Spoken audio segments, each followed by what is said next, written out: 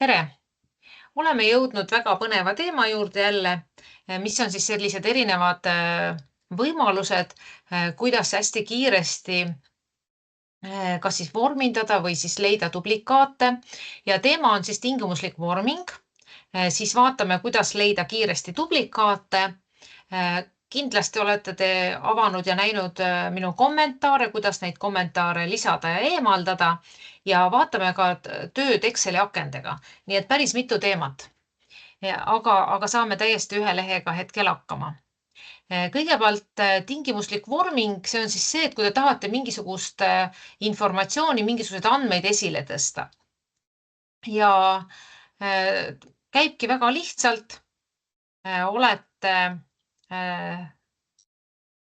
näiteks valemis sees, märgistate piirkonna.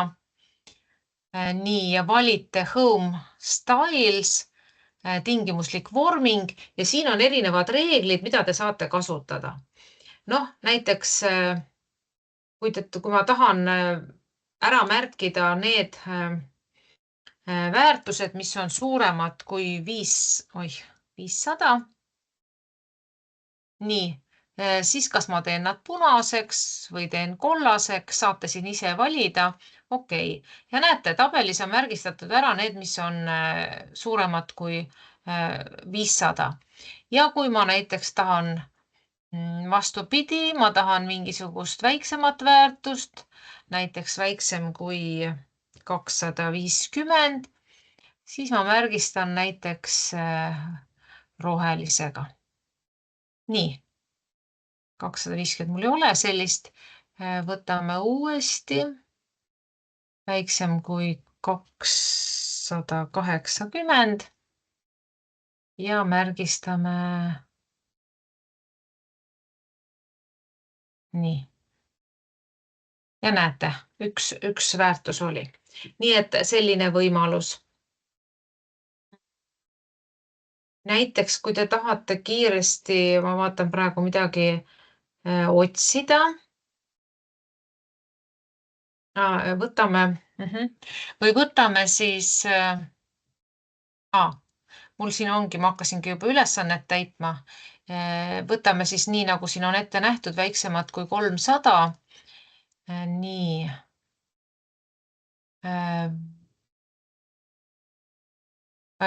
Kustutada saab siis clear rules. Nii. Kustutame ära ja võtame siis nii, nagu siin kirjas on, väiksemad kui 300. Nii, okei. Järgmine vorminda lahtrid, mis on 400 ja 600 vahel. Between siis 400 kuni 600, see on meie jaoks oluline. Võtame siin nii, mis on alla võtame siis alla keskmise.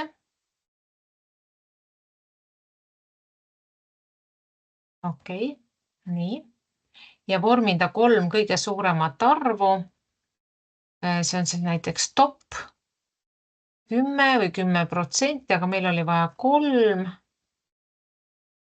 3. Nii. Ja vaatame, märgistasime ära. Nii et selliselt on võimalik siis kasutada seda conditional formatting. Siin on siis võimalik veel hästi palju erinevaid variante kasutada, saab ise reegli luua, nagu ma teile juba näitasin. Siin on võimalik ka siis, kui mingi konkreetne sisu on, väärtus, võrdne, suurem, võrdne ja nii edasi ja saate ise siin siis vormindada. Nii. Ja jälle, kui tahate ära kustutada kogu lehelt, siis saate siit klõpsata ja on kustutatud. Nii. Ja reeglid saab siis manageerida siit. Nii. aga ma juba jõudsin kõik ära kustutada, nii et hetkel nad ei ole näha. Nii, siis duplikaatide eemaldamine, jällegi väga kasulik. Nii, vaatame, kas siin on, me soovime teada, kas siin on duplikaati. Valime siis data tools ja siin on, näete kohe selline remove duplicates. Klõpsame siia. Nüüd ta küsib, et kus veerus. Noh, meil on siin koodiveerus, meid huvitab. Nii.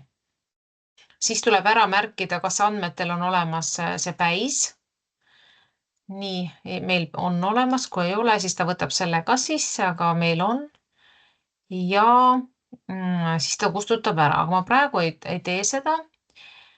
Ma kasutame kõigepealt seda conditional formatting. Võtame siit ka duplicate values ja paneme siis, teeme kõik need, mis on, teeme punaseks. Nii, aga ma ei märgistanud piirkonda ära, mis meid huvitas. Nii et teeme uuesti. Duplicate. Nii.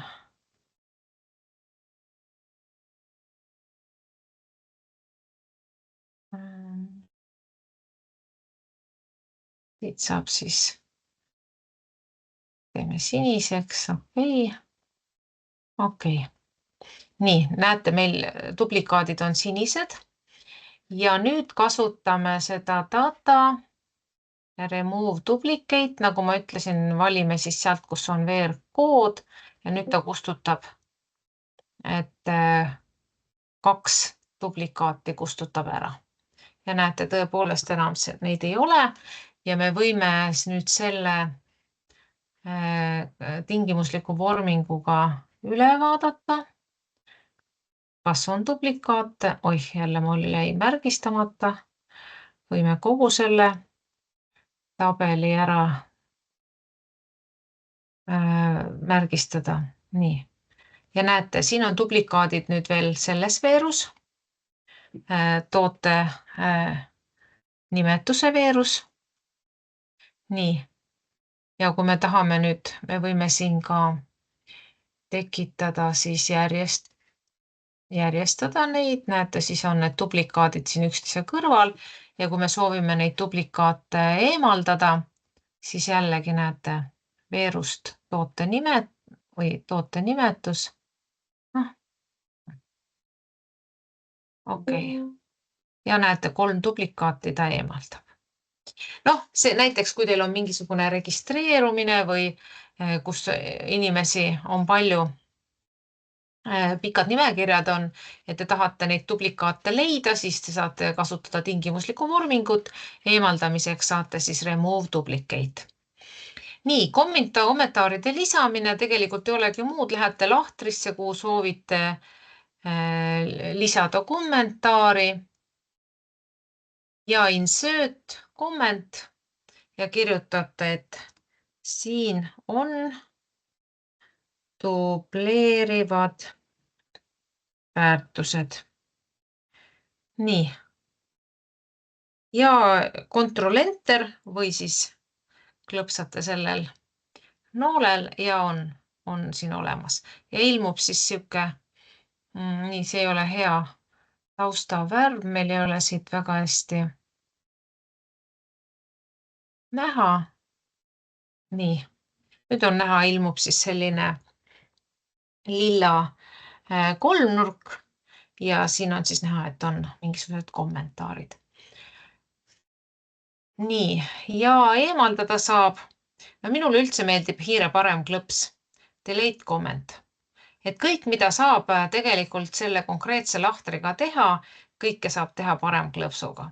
Et noh, kui te vaatate, et siin on erinevaid variante, saab lisada, kustutada, ma ei tea, tõlkimisfunktsioon, kiiret analüüsi, sorteerida, filtreerida, lisada kommentaari, kustutada, vormindada, lisada linke ja nii edasi. Nii et mina üldiselt tavaliselt kasutan alati seda hiire parem klõpsu, see toimib hästi kiiresti. Ja nüüd, mis ma teile veel tahtsin näidata, on tööakendega. Jällegi, kui teil on kasutusel mitu ekraani, on väga hea, aga tegelikult vahest on vaja töötada mitme aknaga korraga ja ma räägiks teile siis, kuidas toimub uue akna loomine, akna tükeldamine. See on siis uue akna loomine, see tähendab, et luuakse sisuliselt teine töövihik. Akna tükeldamine jagataksegi aken tükkideks ja saate ühes töövihikus töötada, aga siis erinevate selle osadega ja kuidas siis ridu ja veergu külmutada, kui teil on vaja siis hästi palju andmeid ja teil on vaja kerida. Nii, ja need käivad siis menüüst View ja näete New Window, see on siis uue akna lisamine. Kui ma lisan uue akna, siis ilmub mul, nii näete, mul on kaks dokumenti, mul on nüüd nii pikk nimetus, et ühel dokumendil on tegelikult neil ilmuvad nagu järjekorranumbrid.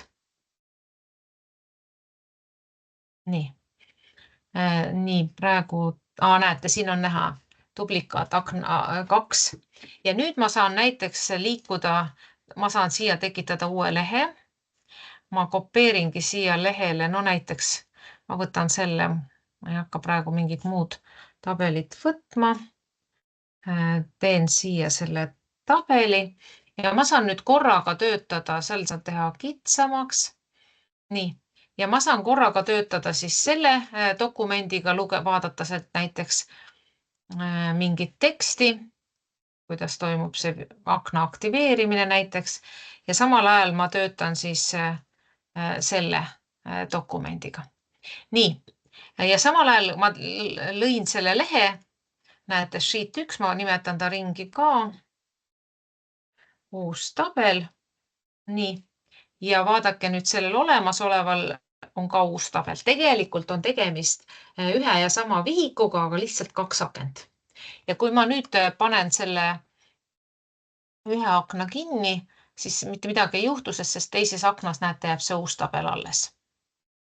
Nii, ja nüüd, kui ma tahan, nüüd tükeldamine on split, kui ma tahan jagada selle lihtsalt sellesama, ma ei taha eraldi akent, aga ma jagan näiteks praegu seal, kus kursor seisis, sinna juurde tekkisid need aknad, ehk näete, tegelikult mul tekkisid siia kerimisribad, näete, mul on üks ja sama dokument tegelikult, aga ma saan seda niiviisi kerida, et mul on lausa, näete, mul tekkis siin lausa 4 erinevat osa. No ma niiviisi ei soovita üldiselt jagada. Nii.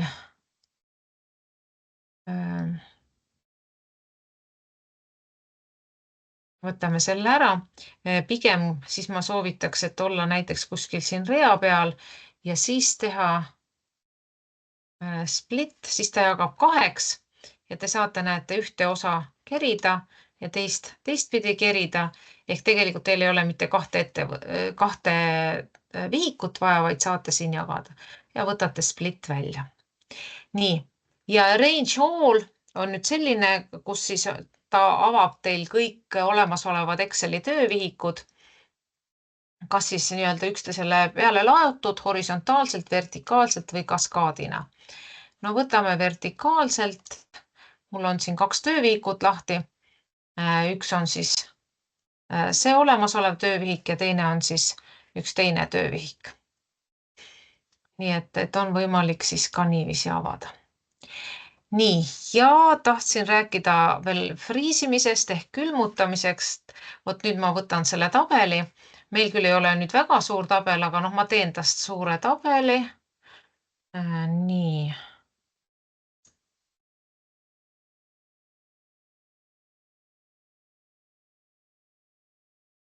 Nii, ma teen tast nüüd sellise natuke suurema tabeli ja nüüd ma soovin paanid külmutada.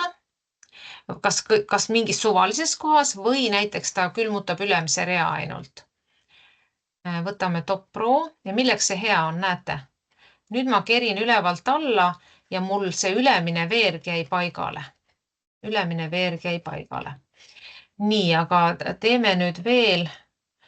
Ma teen nüüd lihtsalt, tahan teha seda tabelit hästi suureks. Nii, ahah, seda ka tahan teha hästi suureks. ja ebamugavaks. Ja nüüd, kui te lähete siia, te tahate, et ka esimene veerg jääks paigale või 2 esimest veergu, siis võtate freeze panes ja unfreeze. Vabandust, unfreeze ja nüüd freeze panes. Ja nüüd vaadake, mis juhtub. Nüüd ülemine on paigal, ülemine rida ja 2 esimest veergu on ka paigal. No mul väga palju siin liikuda ei olnud, eks ju. Ma võin näiteks nii liikuda. Ja näete, on teil väga mugav. Nii et selline tore võimalus ka veel. Nii, ja see on ka teil kõik ilusti siin töövihikus kirjas. Nii et proovige seda vormindamist, proovige duplikaatide loomist. Nii, ja kasutage kõiki Exceli võimalusi. Et see on muidugi ainult väga väike osa, mis ma teile olen saanud õpetada. Ja kui teil on huvi ja tahate midagi täpsemalt küsida, siis ma tegelikult kutsun üles ikkagi mulle kirjutama, kas personaalselt või tegelikult veel parem sinna meie ühisesse foorumisse ja ma hea meelega veel juhendan. Aitäh kuulamast!